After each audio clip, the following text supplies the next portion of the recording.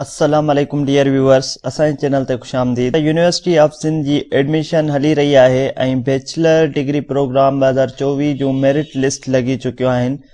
तक़रीबन 3 merit list लगी वयूं आहिनि ऐं उन खां पोइ यूनिवर्सिटी ऑफ सिंध जेको आहे स्पेशल सेल्फ फाइनेंस जी एडमिशन अनाउंस कई आहे। जेके भी कैंडिडेट पंहिंजे डिज़ायर्ड डिसिप्लिन में अगर पढ़ण चाहिनि था तो उहे स्पेशल सेल्फ फाइनेंस ते एडमिशन वठी सघनि था। तो काफ़ी कैंडिडेट्स पुछनि पिया त इन में अप्लाई कीअं कयूं।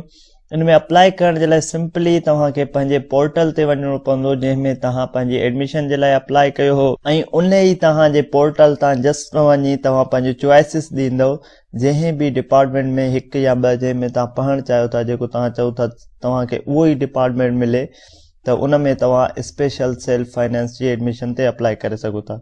सभिनी खां पहिरियां असां जीअं पंहिंजो पोर्टल ओपन कंदासीं, पोर्टल में अची करे ही लास्ट में तव्हांखे ऑप्शन अचे थो click here two apply for admission on special self finance.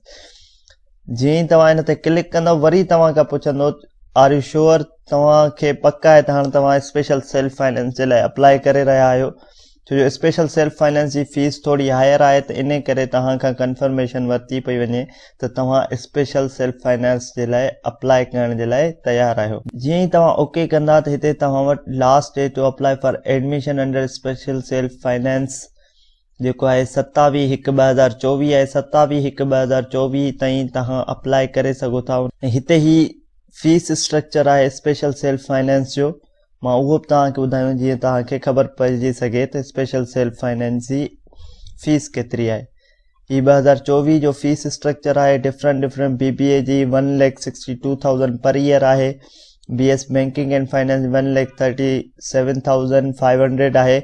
ऐं ईअं ई ॿिया डिसिप्लिन्स आहिनि जंहिंजी डिफरेंट फीस आहे। डॉक्टर ऑफ फार्मेसी जी 2 लाख पर ईयर आहे स्पेशल सेल्फ फाइनेंस, ऐं LLB जी 2,75,000 स्पेशल सेल्फ फी आहे पर ईयर। हाणे हिते असां वापसि ईंदासीं ऐं जंहिं बि डिग्री प्रोग्राम में तव्हां अप्लाई करणु चाहियो था, फॉर सपोज अगरि तव्हांखे डी फार्मेसी खपे, तव्हां एड चॉइस करे ऐं जीअं ई सेव कंदा या सेव एंड नेक्स्ट कंदा त तव्हांजो हाणे स्पेशल सेल्फ फाइनेंस जे लाइ हिकिड़ी चॉइस रखी आहे असां डी फार्मेसी जी, त असांजो स्पेशल सेल्फ फाइनेंस में जस्ट डी फार्मेसी में नालो कंसीडर कयो वेंदो, ॿियनि डिपार्टमेंट्स में न कंसीडर कयो वेंदो। उम्मीद था कयूं त तव्हांखे इन्फॉर्मेशन मिली वई हूंदी स्पेशल सेल्फ फाइनेंस में कीअं अप्लाई कजे।